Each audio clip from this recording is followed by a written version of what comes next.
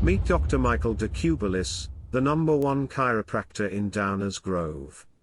Hello, everyone. Welcome to another episode of the Chiro Hustle podcast. Today we have Dr. Mike DeCubellis coming in from Downers Grove, Illinois, and Luke and I are coming in from the beautiful state of Colorado in a little city called Grand Junction.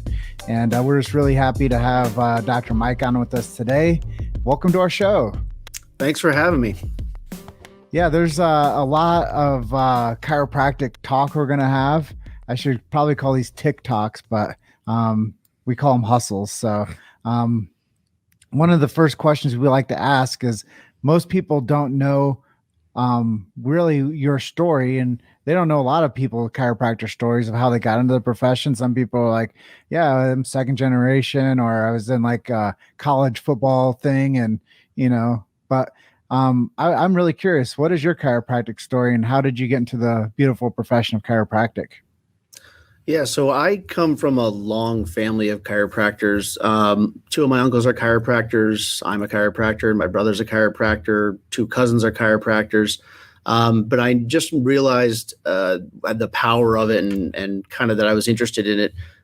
There was a time in high school, middle school where I would go because my uncle was right in the hometown, and I would get adjusted, regularly.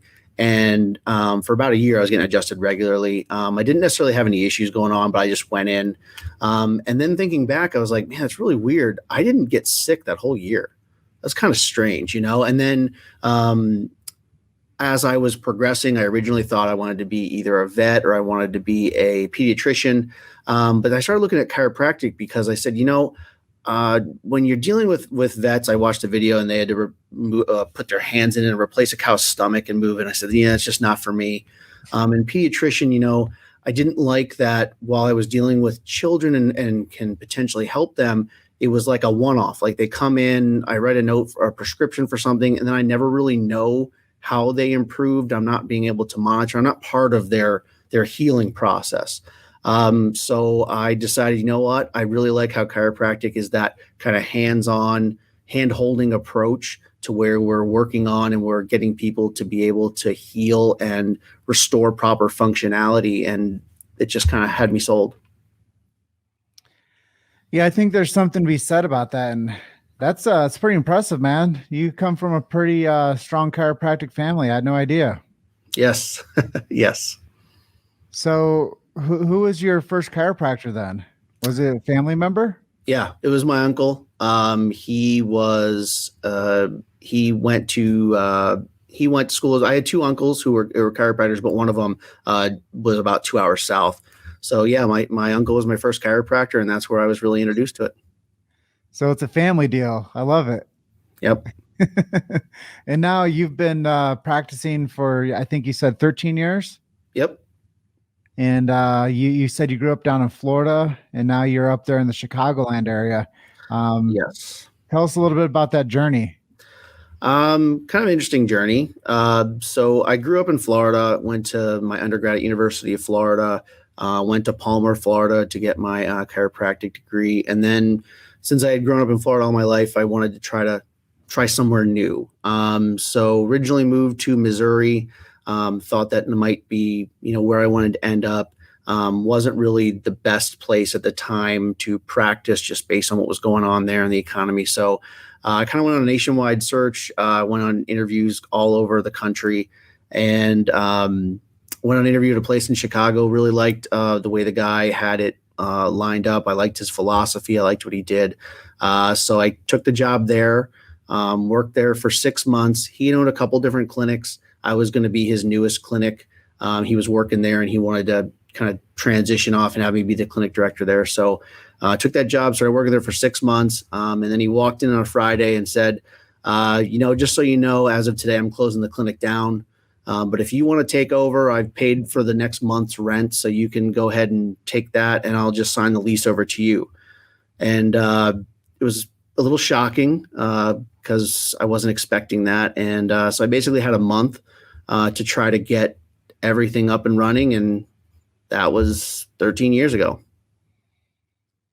So off camera, you mentioned that you've been on some other health related podcasts previously. What Yes. are some other programs you appeared on? I've done a couple different ones. I, of course, can't remember the name off the top of my head. And then I've also been doing a few myself. I guess they're called podcasts, where I kind of go around, and it's more kind of local business related, not so much health related. But yeah, just different topics. I've also done a couple with some personal injury attorneys in the area, talking about how personal injury cases are a little bit different than your typical, back pain case, and what we deal with not only patients, but how the attorney and the doctors work together. So I've been kind of doing a little bit of all that. That's pretty cool. I mean, I didn't know that. And you've been building the bridges with local community. Yep. I think that's one of the most powerful things anybody could do when it comes to becoming a business owner in 2021, is to reach back and to connect with their local communities. Yeah. And it's been kind of nice and kind of fun too, because I'm getting to talk with people that, typically I wasn't talking with before. But the way I kind of did is I started out saying, you know what, let's target some of these small businesses that were really impacted during everything that happened last year. And I want to ask them some questions that I know I'm curious about, that I think other people would be curious about too.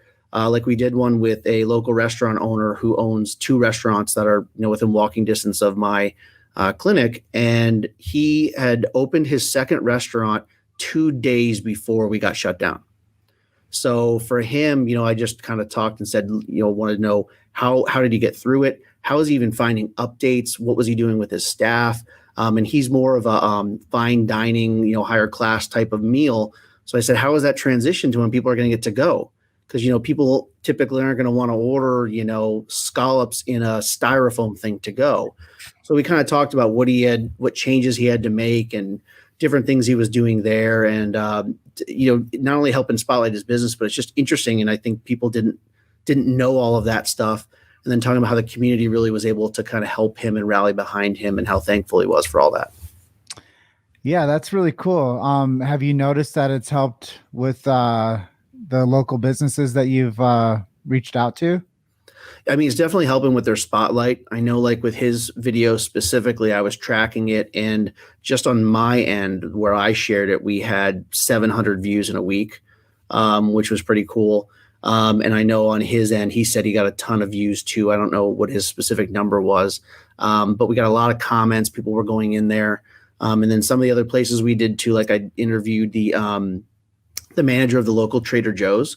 Because the other thing I thought was interesting is, let's talk about from a grocery standpoint, like what they had to go through with stocking and trying to change aisles and all the different policies, and, keeping people staffed, and, also too, like what new things happened, like what innovations did you have to come up with, and what products sold that you were surprised of, or with the restaurant owner, what new meal did you come up with, or they started doing cocktails to go, which was an interesting concept. So how does that work? How do you come up with those? How do you find the containers?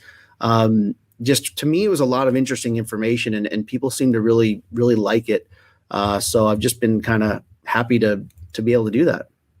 Yeah, I think we've all had to think a little bit outside the box, and see how we could actually do a little bit better for each other. And have you noticed, by doing that, did that help boost your growth with patients, or new patients, or people doing referrals for you? I will say that with doing this and some of the other stuff I've been doing, the thing that's been kind of interesting is when people have been coming in, or as new patients, or even my current patients, they are mentioning that they're seeing me, or, new patients, they already know what I look like before they come in, which is kind of cool. Because I make sure, when I do those things, I'm not overly trying to promote myself. I'm really trying to help the other business owner. But that's what's been really interesting, is people already have that kind of friendliness when they come in toward me, because they kind of have already seen me. They've heard my voice. They've seen me interact with someone else they know. So that's been kind of interesting, having that already almost like familiarity. And then having patients come in and say, oh, I watched that interview. That was great. And so that's really been cool. Yeah, that's what I